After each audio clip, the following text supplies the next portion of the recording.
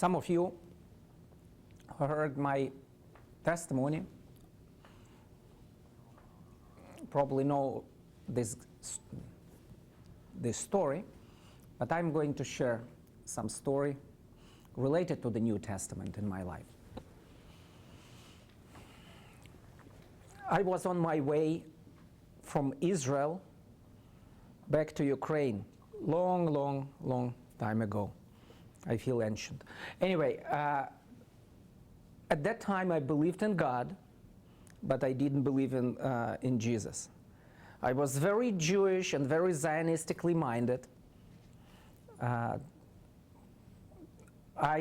thought that the world around me and Christians or Gentiles, they hate us Jews for whatever reason that I couldn't understand, but still it was my assumption at that time. And as I asked God about His guidance for me, at that time I was in Israel, He sent me back to Ukraine, where I am originally from, as I sought for 1 year to finish my studies, university graduate studies there. I got His will very clearly. I need to go. At that time, it was still like Soviet Union, and Soviet Union and Israel, they didn't have like diplomatic relationships. So there was no direct flight from Israel to like Kiev in Ukraine or even to Moscow. So I got to go from Haifa in Israel with a boat to Cyprus. From Cyprus, fly to Moscow. From Moscow, take a train for Kiev. It's several days journey. But anyway, as I was on the boat there, and I was a student, and you know, so I didn't care about convenience or like nice and cozy place for me to stay, so the cheapest is the best. Namely, it was just a ticket to be on this boat. So it was like ferry, and I bought a like standing ticket. What it means, I can sit wherever, on the deck, but I don't have a cabin. So no bed, no place just to spend the night. And it was overnight ride. So I was sitting on the deck, but it's warm, and it's Mediterranean, and it's beautiful, you know, stars, sea, just beautiful. And two backpackers, young men, came to me, and they asked me what language I speak the best, and I said Russian. And they gave me the New Testament in Russian. Evidently, they were Christians. But I didn't care too much about that at that time. So, they gave me the New Testament, and my initial reaction was, what do I need it for? It's sort of like a Gentile-ish book, anti-Semitic book. It's not for me because I'm Jewish. So I have nothing to do with the New Testament. At the same time, I love books so much that I couldn't say no to any book. So seriously, if it would be like Quran, I would take it as well. Praise God, it was the New Testament though. But I took it just because it's a book. But I didn't have any like relation to this. So it was like their book, not my book. Because common Jewish assumption is the New Testament, it's for Gentiles. It is full of anti-Semitic things, and it has nothing to do with the Jewish people. I consider that New Testament full of prophetic meaning, sort of a destiny meaning for me in my life. So, the assumption, the New Testament has nothing to do with the Jewish people, and it's actually very bad for the Jewish people. And if you would tell a Jewish person, would you read the New Testament? Many of them would say, why? It's not for me. And an Orthodox Jew would say, may God protect me from even reading this stuff. How would you react? how would you respond? What does the New Testament have something to do with Jewish people? And if yes, then what? Talk to me. I would say Jesus was Jewish, and everything he did was embedded in that culture. So. Say it again, Jesus. Precisely, how you said this? I said it, and I don't know if I want to say it again. I said Jesus was Jewish. Yeah, you don't want to say it again. Why? Because why should we speak about Jesus in the past tense? Right, so I would say Jesus is Jewish, right?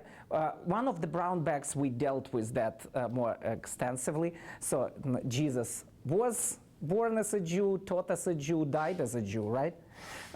He was buried as a Jew. So he was buried in a Jewish cemetery, and it's reserved just for the Jewish people. So in the Jewish grave, he was risen, and he's coming back as the King of the Jews. And even in New Heaven and New Earth, Revelation chapter 22, he's described as the King of the Jews. So he was, he is, and he will ever be Jewish. Sorry for it. I think it's important side note, that's why. But I understand what you mean. Sorry that I took you by your word, but don't be offended by that. It's just like, okay, keep talking. So that was my point, that Jesus is Jewish, and for starters, you can find as a Jewish person a lot of commonalities with that, with him. How is that related to the New Testament? We find about Jesus in the New Testament. Okay. So the New Testament is a book that talks about an important Jew, Jesus. Right. Okay. All right. Thank you. A lot of the New Testament, not actually all, most of the New Testament is written by Jews for the Jewish people, like Matthew, the book of Matthew, and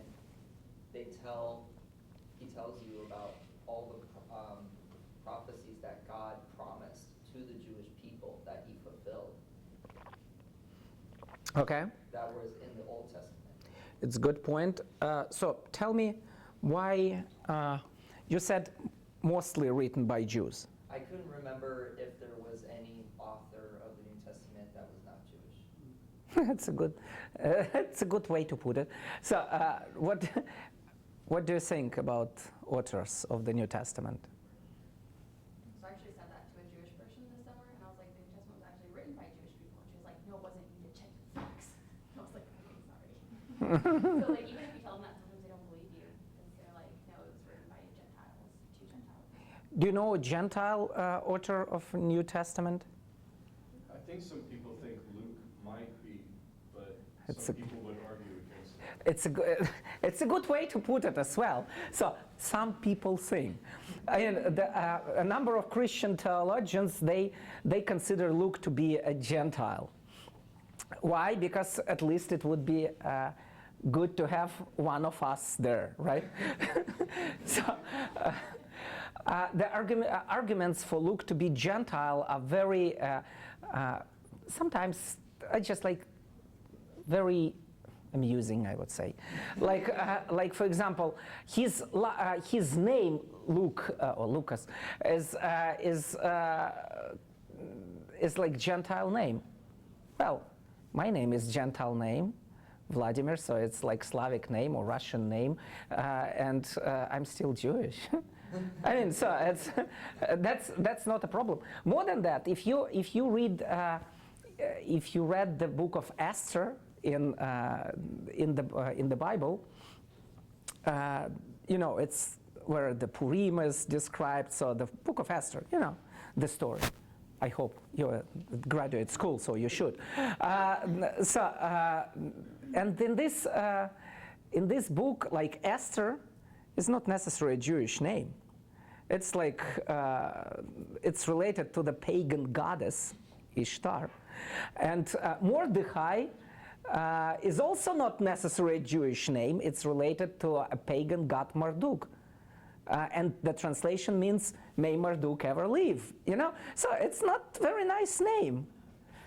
My name is also very ambitious in Russian language. It can mean either King of the Universe or Prince of Peace. I mean, it's just like I'm neither. But, but still, Gentile name doesn't say much about Luke being Gentile. Another thing, he is described somewhere by Paul as doctor. Well, and doctor is by definition Gentile. I would say the opposite, but I mean, today Jewish people will say it's a doctor. It's just like, it's Jewish. But at the same time, there was probably not one Luke in the universe at that time. So the arguments are not necessarily absolutely conclusive that Luke is a Gentile. Might be, but not necessary.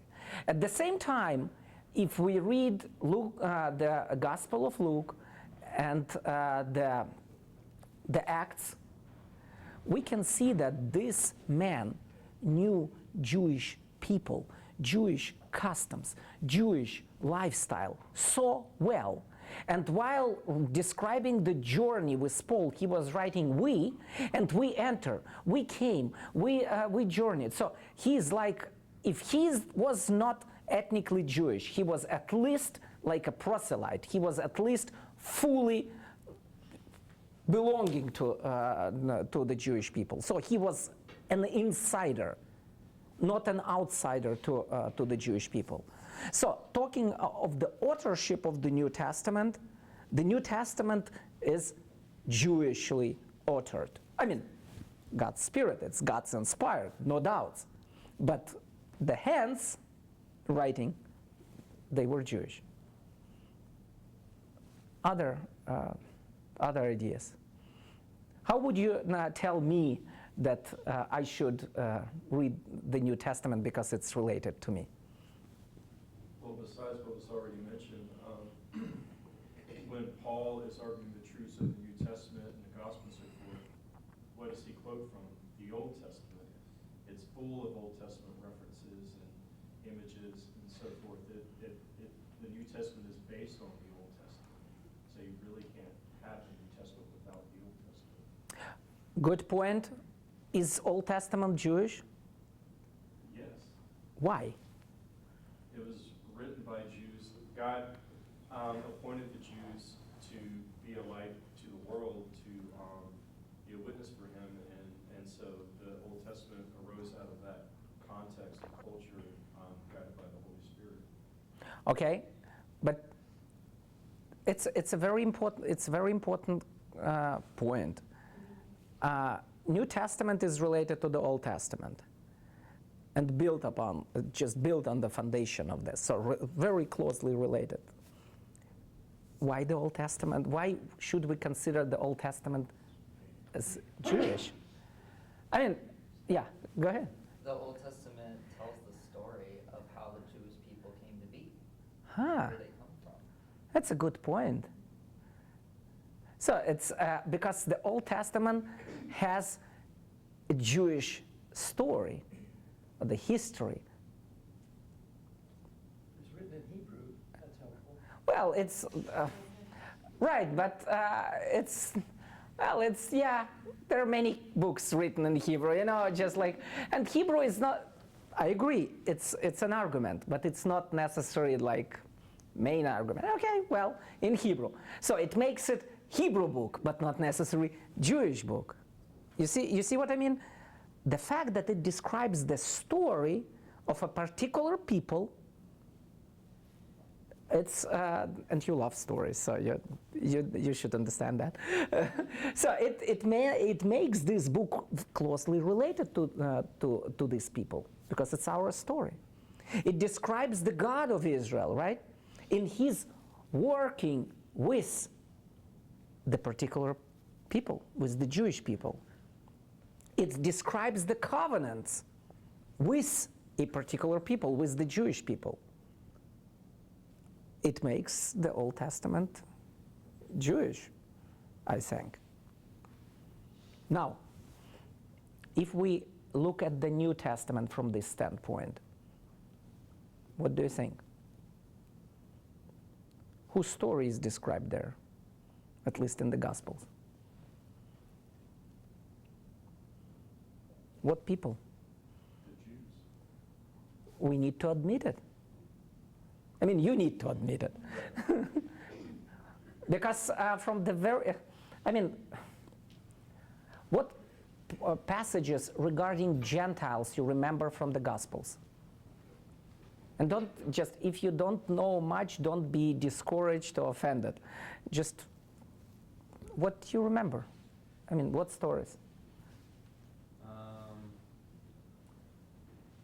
I was gonna say Samaritan woman, and she's close. It's the woman that Jesus told that salvation is from the Jews, right? Yes. Okay, good. Other stories. You're right. So, but you mean like stories in which were Where we see Gentile or the story of Gentiles or with the Gentiles in the New Testament, in the Gospels directly, or directly related to Gentiles? how about when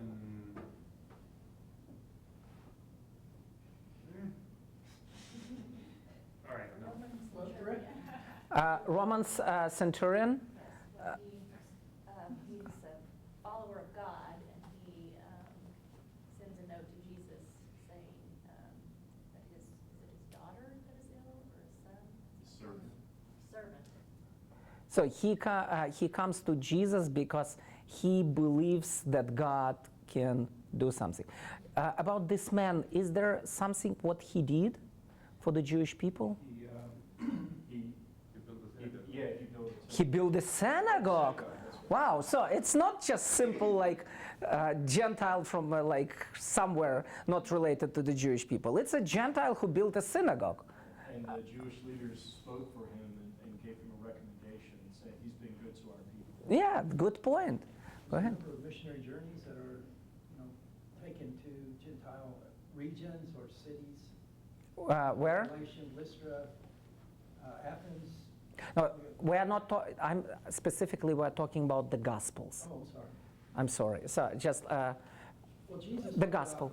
about The Naaman, he brought up the story of Naaman. Luke chapter 4, he brought up the story of Naaman, who was a Gentile, and the Saraphat woman. Yes. And that got him in trouble, and they took him to the. yeah. court, and he- Why was it a trouble? Because he said there were many widows in Israel at the time, but he was only sent to one widow who was Gentile. There was many lepers, but he was sent. Do you remember what was his point as he was giving these stories? You guys are not receiving this message. You know that I've come with this message. You're not receiving it. Well, right, but even more than that, you're just like the stories was brought to tell them that it's just, you see, the message is for you. Yeah, it was a Jewish synagogue where. Right, the message is for you, but you are not, but because you're not, look, you're not exclusive, but the message is for you. So it's a rebuke.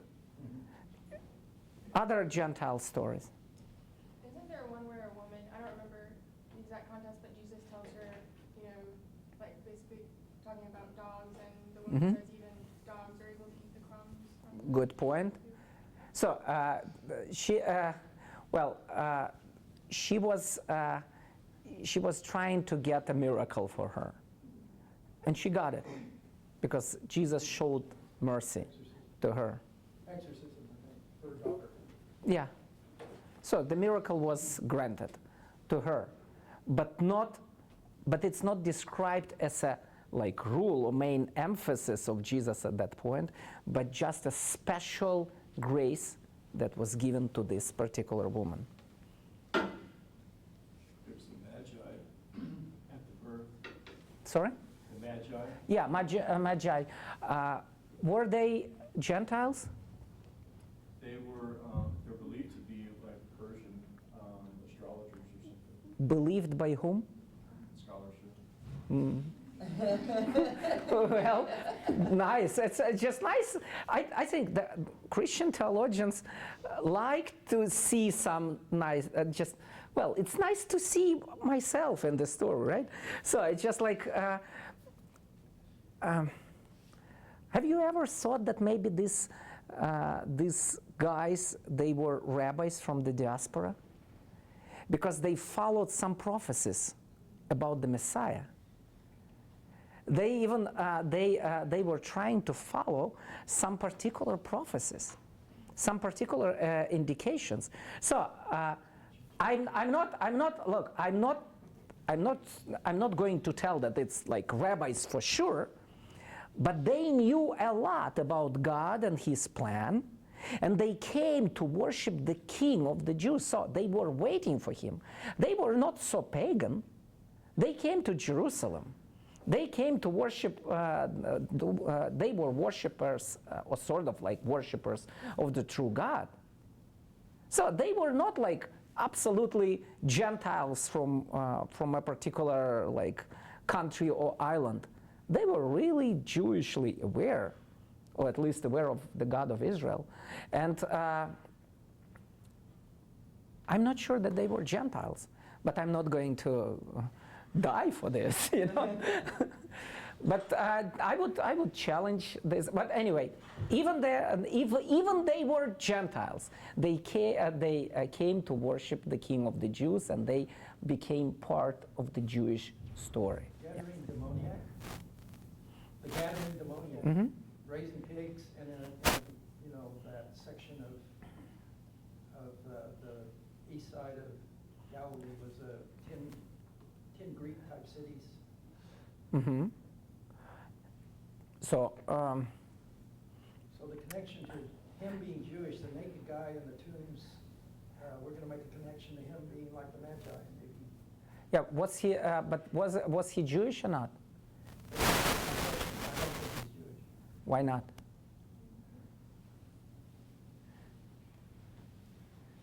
Is it written that? Is what? Is it written that he is not Jewish? Is it indicated somehow explicitly there? I can't remember what, but I've heard so many people say that, no, he wasn't Jewish because he was in a specific area that was not inhabited by Jewish people. It was inhabited by Gentiles. Well, I don't remember what their evidence was. I think where would be the evidence on the other side? Is there any indications that he has a Jewish leaning?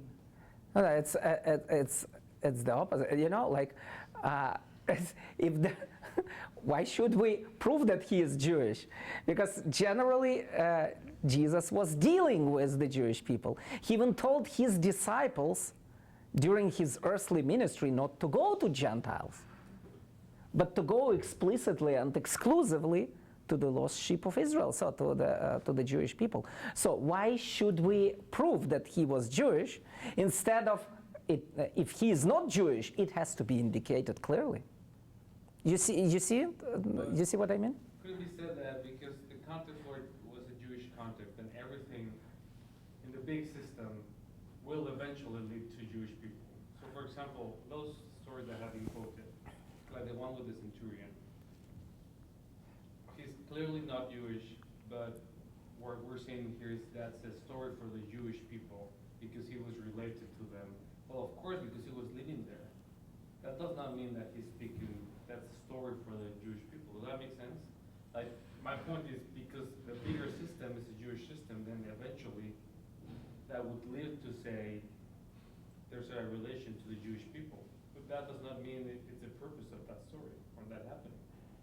Even when the people at the synagogue tell Jesus, that guy, the centurion, is worthy, the whole story is about how he's not.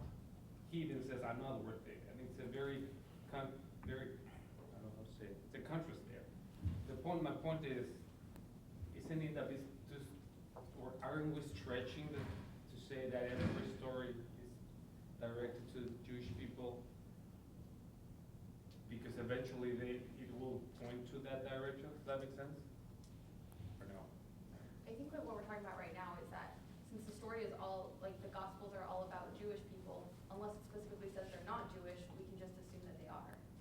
right? Yeah. What I'm saying right now. Yeah, but because, yeah. Because when they aren't, when they had the centurion specifically say like a Gentile, but he's been good to us. So like, we're not saying that the Bible, the New Testament was only written for Jewish people. Do you remember even the nativity story in the Gospels? Like everything what was said about the Jewish people, or not about Jesus before Jesus was born even. Everybody was just like, he came to save his people. Jewish people rejoice, God visiting Israel. So you remember even like the angels singing, the Jewish people rejoicing. So everything what we read for Christmas, or Christians read for Christmas, it's actually directly related to the Jewish people. Read it carefully. Christmas is coming. So just read it next time and see who are the recipients, who the recipients are of this good news or the gospel. And in the whole this Christmas story, there is only one passage that I'm very grateful for the sake of Gentiles. Only one passage that mentions Gentiles. Light for Gentiles and the glory of your people Israel. That's the only time Gentiles, or non-Jews, non-Israelites, mentioned in the Christmas story. Now, the gospel is the good news for the Jews. Again, don't be discouraged. It's light for all nations. You are part of this story because, as we talked yesterday, we are related in Jesus. If you were not here yesterday, it's going to be online. You can watch it. But there is a relation between us, between you and Israel, even if you are not ethnically or biologically Jewish. But there is a connection. And what we see in the gospel story, it's addressed even explicitly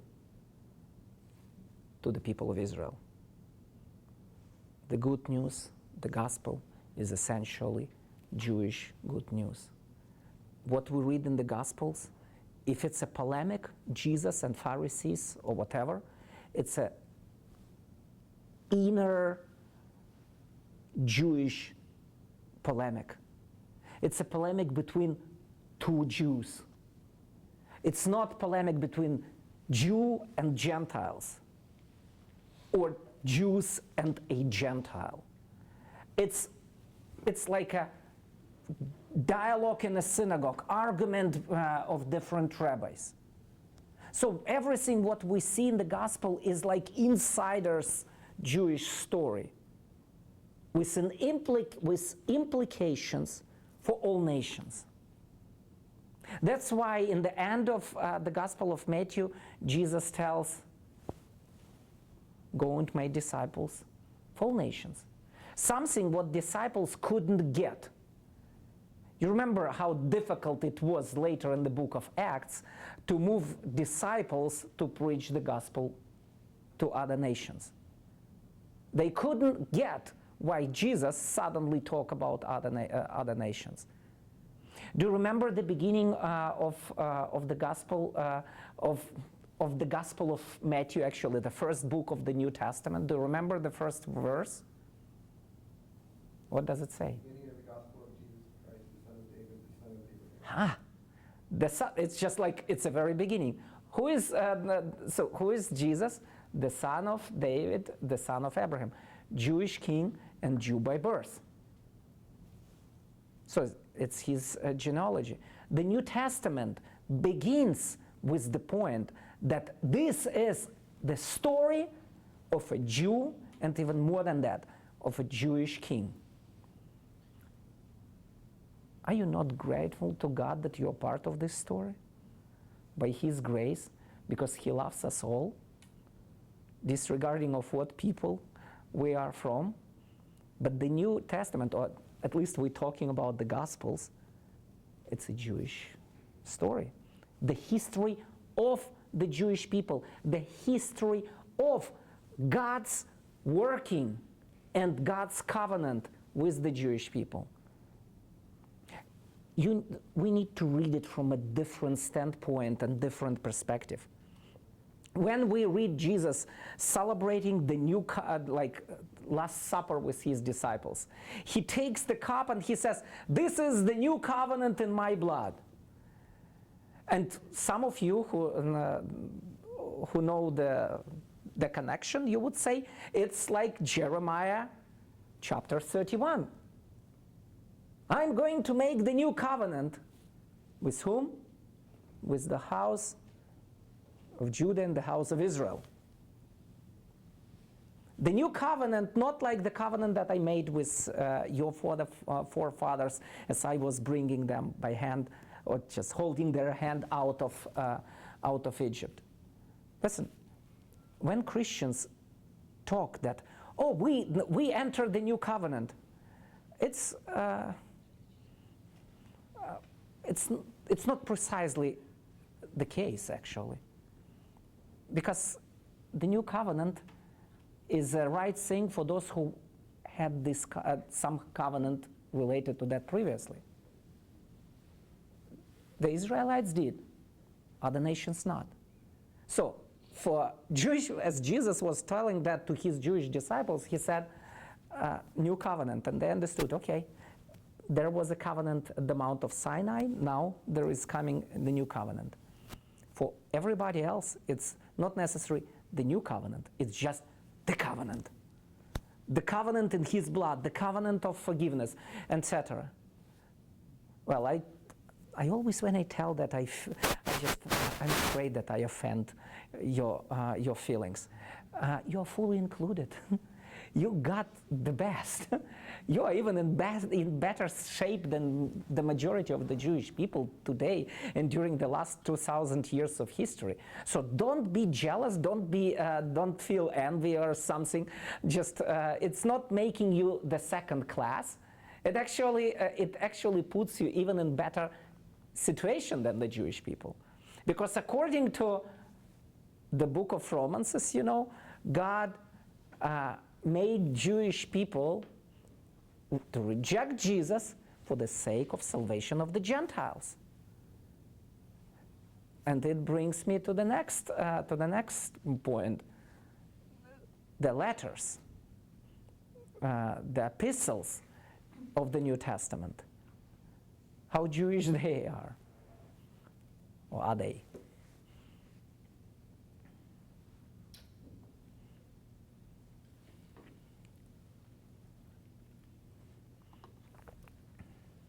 Well, both Romans and Galatians talk about how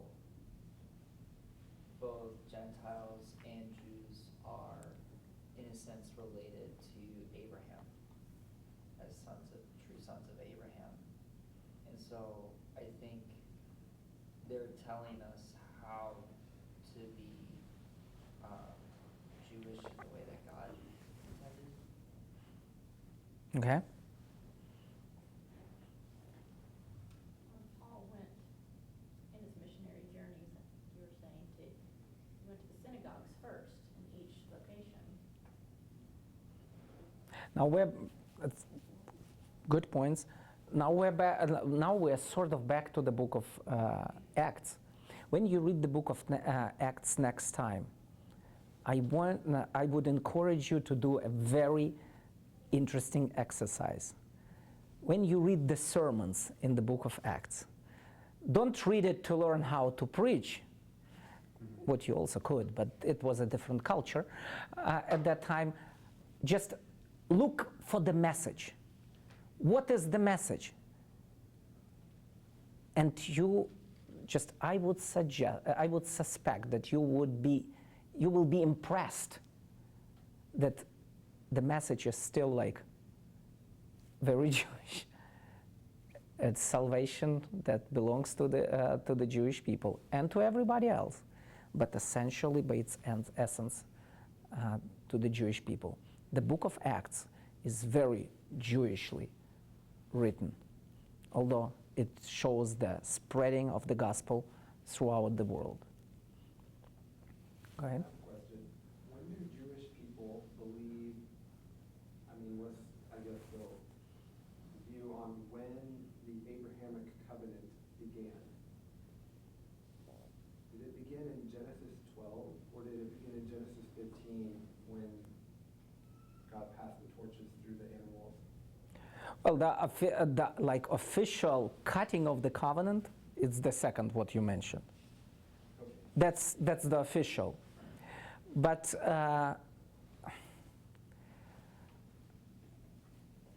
it's a story. It's when Jewish people talk about that, and I would say even in biblical times, as people were talking, they were not talking about like, oh, this is the day, like a birthday of a nation.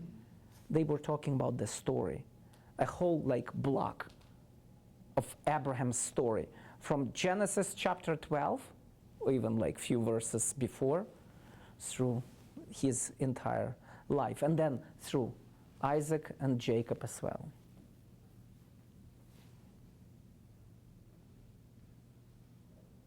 What else regarding epistles? Is there still like clear identity of Paul that he is Jewish? He mentions that several times. So he's clear, it's very clear that he is Jewish. He writes as a Jew. And always like, Jesus is the Messiah, like David, or it's always like that. Was Peter writing as a Jew? Terminologically, it's very Jewish what he was doing that. John is a little bit different. He is a different type of Jewish approach than Luke, for example, or Matthew, or Paul.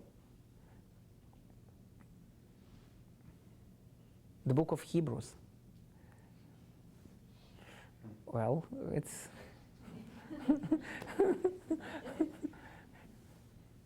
I would say, it's think about this. It's for you. Maybe you can write a dissertation later on that.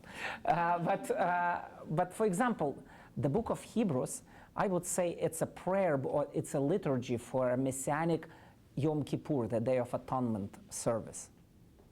The book of Hebrews, it's like liturgy. It's affirmation who God is, actually, to some extent. And it's very closely related to what we call Mahzor for Yom Kippur. So it's a special prayer book for for the Day of Atonement. So it's because most of the imagery in the book of Hebrews is related to the Day of Atonement, actually, and to the story of and prescriptions for the Day of Atonement. So it's very like Jewish Siddur or liturgy book type written epistle. Now, the 1 Corinthians, I think it's written for the occasion of Passover, because it's full of the Passover imagery. And just think about this later. James and Jude, they were the brothers of Jesus, so they were Jewish as well. Yeah, and James is, his epistle, nobody would doubt, that's very Jewish. Philemon seems to be very much in a Roman Gentile context, the book of Philemon. It's about a slave that leaves a church leader. Yeah, right. Right. Well, yes, the epistles, some of them, they were written explicitly or primarily to Gentiles. But it sounds very Jewish, the philosophy behind that. What was fascinating for me, even like reading the Gospel and reading Paul and his argumentation, it's so full of Jewish theological philosophy or theological and I would say interpretational, hermeneutical approach, not literal exegesis, not DTS type of exegesis, not necessarily what Jewish people call peshat, direct meaning, but more like midrash, so a drash, interpretation based upon that. Like, think about that. We read in the New Testament things like, how much more, if this and that, how much more is that and this? Do you remember it? It's one of the prominent Jewish interpretive techniques, or like hermeneutical techniques for our daily life. When you read Jesus saying something like, "You remember what was said to the previous generation, but I say to you," it's a typical example of rabbinic dialogue that you can find in the Talmud, almost with the same words or similar concepts. So, just comparing Jewish hermeneutics and the writings of the New Testament, I mean, it's more Jewish than Talmud, I would say, to some extent. It even has Jewish humor of that time. Other ideas and maybe questions?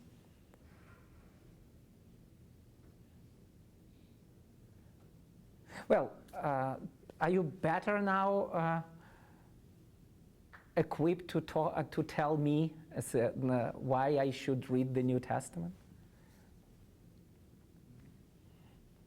What I learned sometime later, back then, not believing in Jesus yet, but I took the Gospel of John and I was reading that.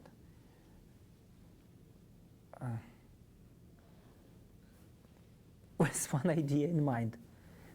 I want to know something about Jewish history.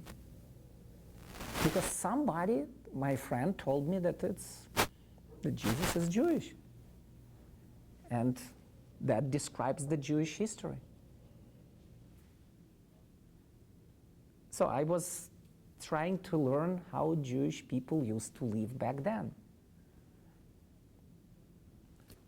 I hope you better, if you meet a Jewish person, you're better prepared. When I talk to Jewish people, I always say, read the New Testament. Why? Why should I read the New Testament? It's just like, it's not for me. And my reaction is always like, well, it's a bestseller of Jewish literature. You look like an educated person. You got to read it. It's the most published Jewish book or book in history ever. Just what kind of a Jew you are if you don't read it or never read it. So read it. You may disagree with that, but at least you need to get exposed to this bestseller written by Jewish people, Jewish authors. And when people tell me, but look, Jesus says, you Jews, like in the Gospel of John. The Gospel of John, sometimes it's horrible. I mean, you Jews, you are so bad, you are so like evil, you are so... I say, listen, if I tell you a Jewish joke, where we Jewish people don't look very nice. In Jewish jokes, we often don't look very nice, because we laugh about ourselves. Will you be offended by this joke? He says, no. Why not? Well, because you're Jewish. If I tell you that we're Jewish people, we do much foolish stuff, actually. Will you be offended by that as a Jew? No. Why? Because you're Jewish. Just keep in mind what you read in the Gospel of John and otherwise in the Bible, in many cases, it's inside Jewish people. It's insiders' dialogue. I bring and I use Isaiah as an example, Isaiah 1. Isaiah speaks so harshly about Jewish people. So harshly. If you read this chapter, it's horrible. I mean, in the New Testament, we never find words, such bad words about Jewish people. But nobody ever said that Isaiah was anti-Semite. Why? Because we know that he was Jewish. And as a Jew, he knows how to tell, he has credibility actually, or he has a right to tell me something what he feels about Jewish people, even if it's negative. So if we are able to point the attention to the fact that it's seriously a Jewish book written by the Jewish people, with the Jewish theological perspective, with Jewish understanding, with a huge love for the Jewish people, with desire for the Jewish people to be saved, with the apostles being ready to sacrifice themselves as Jesus did for the Jewish people and for everybody else, but for the Jewish people first. Then maybe we can bridge the gap and communicate the gospel more effectively with the Jewish people. Any questions?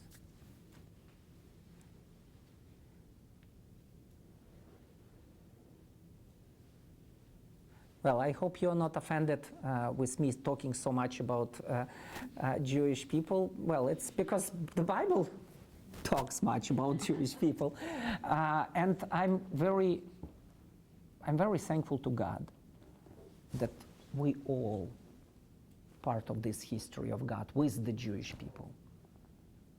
Through Jesus, you enter into this story. You enter so much into this story that Paul even calls you the seed of Abraham. He calls you almost like a biological Jew because you enter the story of God's dealing with his chosen people. Praise God. And thanks Jesus for doing that for us. Amen. Thank you for your time.